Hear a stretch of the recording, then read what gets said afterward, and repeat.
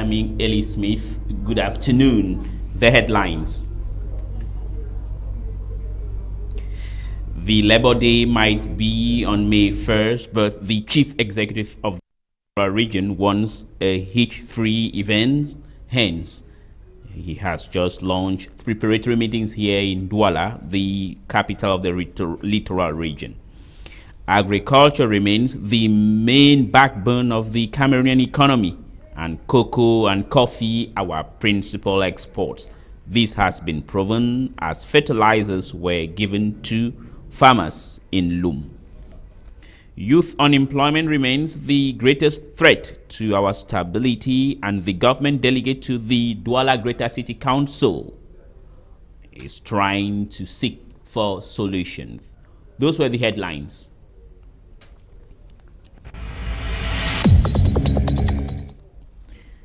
The governor of the littoral region, Samuel Diedone Ivaha has proceeded to the launching of the first preparatory meeting ahead of the 131st edition of the International Labour Day.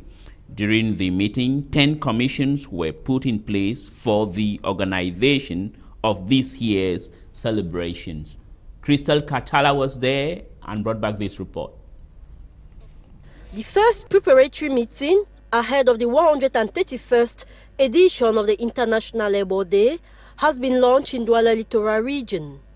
The meeting was presided over by Littoral Governor Samuel Diedone Ivaha. 10 commissions have been put in place for the organization of this year's edition, namely the Commission of Coordination and Follow-up, March Past and Discipline, Protocol, Finance, Communication, Logistics, Sport and cultural activities, health, security, among others. Edition, 131st edition, we hope that the main authority of the region will give us help in the domain of fighting the indisciplined workers, so that the March Pass can be flow. We need much FMO, Force to Maintain the Law, to come and help us in that matter. During the meeting, the report of the 130th edition was read. Indiscipline from workers during March Past and lack of communication were highlighted as factors that hindered last year's celebration. The regional delegate of Labour and Social Security assures that measures have been put in place for a successful celebration. During this meeting, we read the decree that creates commissions, so each person knows what he has to do, president, vice presidents and members, so that we can work hand in hand with syndicates and the government for the success of this year's edition International Labour Day. Those appointed in the different commissions have been called to work in groups for a peaceful celebration.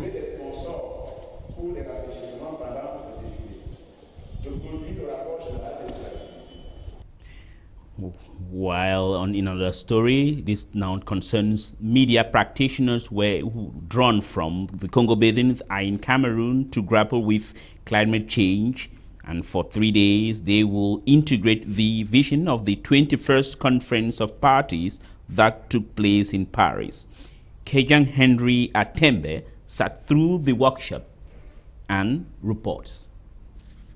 After the adoption of the 21st Conference of Parties in Paris, parties to the convention are committed to bring on board all the stakeholders to fight climate change and its devastating effects. Amongst the stakeholders is the media. We are many media talking about this climate change, these catastrophes and RED Plus project, particularly in our region.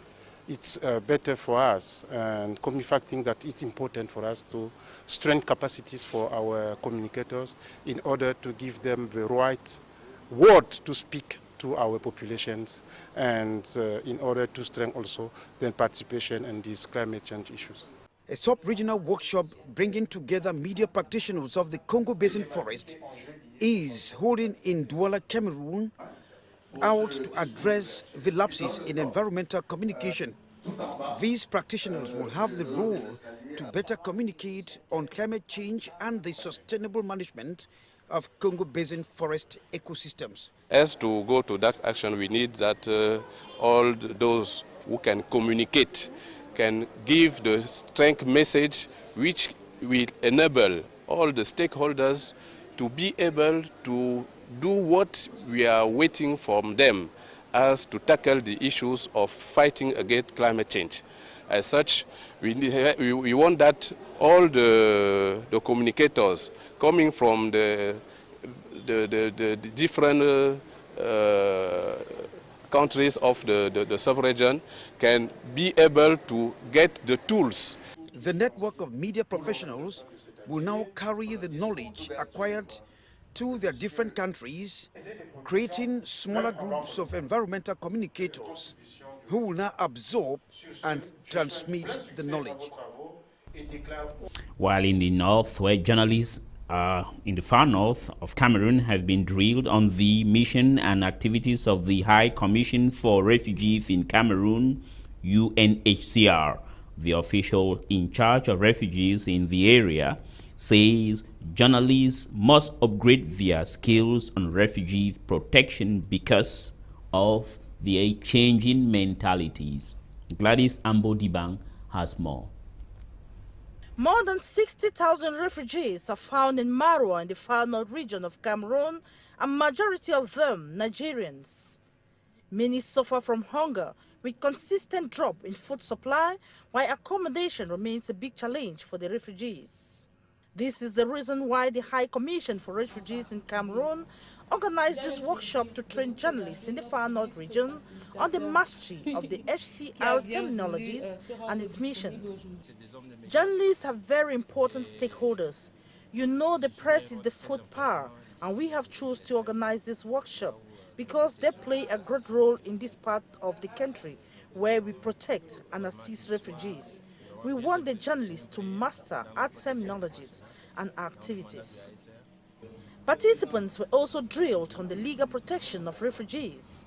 Their involvement can also speed up care and assistance for these vulnerable persons. As a journalist in the far north region, the training has clarified me on a number of issues I did not understand. I had a negative notion of the HCR, but today I have learned about their activities and care for refugees. Henceforth, if I have a report to write on refugees, I will know exactly what to write to make the story interesting. The High Commission for Refugees and the government of Cameroon are, however, multiplying efforts to reduce the suffering of the refugees and the internally displaced persons. As I announced at the introduction of this news, cocoa, coffee are our principal exports. Hence, the government of Cameroon have just offered 68 bags of cocoa and coffee fertilizers to 11 farmers in Loum, located in the Mongo division of the Littoral region. The objective is to boost the agricultural sector, as that region is fertile and agriculture can also foster the development of Cameroon. For more, Bangla Modest. Some 68 bags of cocoa and coffee fertilizers have been offered to 11 farmers in the cocoa and coffee sector in the Mongo division by the Cameroon government. The objective is to boost the agriculture sector, as it is a fertile field that can foster development in Cameroon. The farmers were sensitized on methods of administration by agronomists who are part of the funds for the development of cocoa in Cameroon, known in French as FODEC. They were out to ensure the success of this project. Received since November 2016, the fertilizers was distributed to the farmers in this period of cultivation. Our role in the cooperative is to orientate the farmers. We orientate them in all the domain. We have an agricultural calendar that we need to respect. So we reasoned that it was best to store the grains in the magazine where it will be safe until the time for cultivation. The farmers are grateful to the government and hopes for an enormous yield.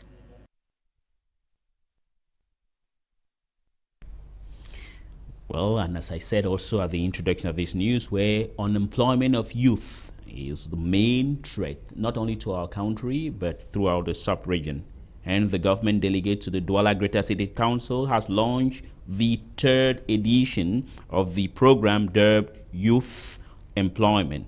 The program concerns youth living within the city of Douala, and they will have to work for 30 days. Lorient Ngameni has more. Promoting hygiene and sanitation in the city of Douala, identifying construction sites and fighting against urban disorder are the tasks that awaits the 400 newly recruited youths by the Douala City Council for the third edition of the program dubbed Youth Employment. These youths will have to work for a period of 30 days. For this new edition, there are some ameliorations, especially concerning the work done on the field. We call on these youths to tell us the difficulties they encounter in the course of their work, and we promise to put on more efforts, especially concerning the climate. We know it rains constantly in Douala, so we intend buying new working materials such as raincoats and some masks to protect themselves from bad odors. It should equally be noted that each edition is covered by an insurance which protects the youth in case any incidents occur. The Douala City Council also has as objective helping underprivileged families and reduce the rate of unemployment. I am here for an internship which is constituted for the amelioration and the cleaning of the city of Douala. I thank the Douala City Council for this opportunity they are offering me. When I heard the announcement, I immediately applied, because I feel very happy to take part in the cleaning process of the city in which I live. I noticed that many youths do not care about the dirty nature of the town. Perhaps I always tried at my level to keep the environment clean, reason why I am very happy to do this job. Difficulties encountered in the course of the previous edition were listed and measures taken to improve this year's edition. Meanwhile, circulation over the Manai Bridge that collapsed last year, precisely October 21st, 2016, has been restored. The new look bridge was opened by the Minister of Public Works, Emmanuel Njumesie, and our Yaoundé Bureau Chief, Beatrice Ngamo, says it is a relief for people plying the Yaoundé-Douala Road access. Beatrice Ngamo. La nationale numéro 3 est entièrement réouverte à la circulation. Well, we are sorry for that mix-up because the story is in French. Well, here we don't have to read any news in French. And now, the coach of the Indomitable Lions says he will extend his contract with the football team. That is, Hugo Bruce made the confirmation during a crisis meeting that was held in Yaoundé after his outburst in Brussels. He says he did it just for, he stressed on the importance for soccer stakeholders in the country to be much more professional and that it is going to improve. He now looks for other chances for making Cameroon to qualify for the 2019 African Cup of Nations. FENASCO B games have been going on Hitch-free in Bamenda, Northwest region, despite the traditional Monday wear ghost towns. And once again, we do not have that story of the FENASCO B game in Yaoundé. The capacity of the agents with the task of evaluating the cultural heritage in Cameroon is expected to improve after the ongoing 2-day symposium in Yaoundé is over. The symposium is presided over by Mwele Kombi, who is the Minister of Culture. Beatrice Ngamo has more. the plan for rural electrification, projects to promote private investment in renewable energy, and railway projects related to the Ngaoundéré-N'Djamena line and the rehabilitation of the Panga-Ngaoundéré lines, some of the fruits of the European Development Fund to Cameroon, in line with the European Development Fund to ACP groups. The 11th program of the European Development Fund to Africa, Caribbean and Pacific ACP member countries is under implementation, and the countries concerned, about 79 in all, are kind of doing an inventory of how it is going in the different groups. The case here, Central Africa. We'll see how it was in Cameroon, in Central Africa, we'll see how it's in Gabon. So we have to check. Was that a dialogue that is necessary? Did the countries be included during the discussion in terms of programming of the programs? How much the countries have done with it? And then we go to the implementation phase and we see how the implementation has been made in difference. Has been made it in time accordingly, if the implementation is meeting the needs of the people of the countries that are member states. The first phase conclave in its second day this April 5th in Yaoundé concerns Central African European Development Fund's national and regional authorizing officers assessing all these issues, which they will discuss with their EU partners on one question. What will be the ACP group post-2020? Because you know that in 2020, so this partnership will come to an end. It started in 2000 for 20 years in Cotonou, and now it comes to the end. So we have to see what will be the partnership after 2020. One thing is clear, is that the partnership will continue, but we have to discuss what kind of partnership do we want. Tomorrow, Thursday, and on Friday, the ministers, national authorizing officers will also meet to discuss financing. This concerns some 350 billion CFA francs for this 11th European Development Fund, alongside other issues. You must, or you might have corrected it yourself, it was a paper, still by our one and only Beatrice Ngamo, on the future of the ACP European Union trade beyond 2020. But this time around, to back on our story, was that the capacity of agents in charge with the task of evaluating the cultural heritage of Cameroon is expected to improve, as a 2-day symposium has been opened, where in Yaoundé, under the auspices of Narcisse Mwele Kombi, Minister of Culture. Once again, Beatrice Ngamo was there and filed back this report.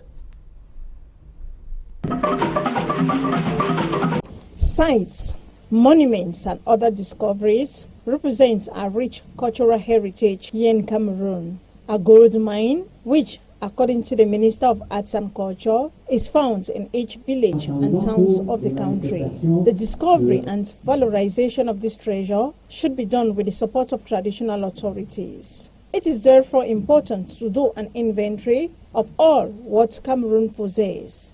In France, Germany, Switzerland, America, and even Asia, Arts and Culture Minister Narcisse Mwele Kombi is therefore out to reinforce the capacities of the inventory agents in charge of identifying the different types of material and immaterial heritage of Cameroon. Objective of the 2-day symposium that was opened April 4th in Yaoundé. The general inventory of common heritage is a very important and strategic process. The vision of the emergence of our country, how to be rooted on the very important resources of our heritage and of our cultural and artistic background. During the ceremony, distinctions were offered to men and women who daily fought for the safeguard of our natural riches. The symposium, it should be noted, is in line with the 2013 law regulating the country's cultural heritage. Still in the center, where panic has gripped the region of Nanga Eboko, where it is alleged that a mysterious snake has bitten 6 people and they have died. And besides that, there is another 6 who are currently in critical situation. And authorities there, or traditional authorities in that locality, are accusing a hike in witchcraft. Ndi Morin has more on this terrible story. 6 persons have died while 6 others are battling between life and death at the Nanga Eboko District Hospital after a mysterious snake bit them. Up till the moment, nobody has been able to trace the path of the hit-and-run reptile. This has created panic and confusion in Nanga Eboko, except one.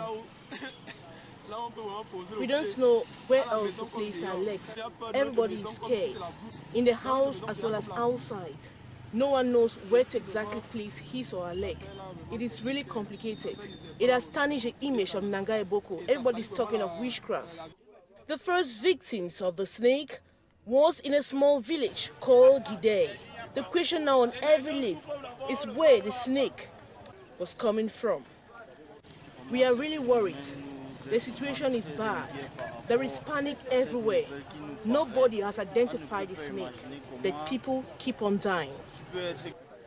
Administrative and religious authorities, as well as the chiefs, have vented out their anger denouncing what they have described as mystical and strange happenings in their neighborhoods.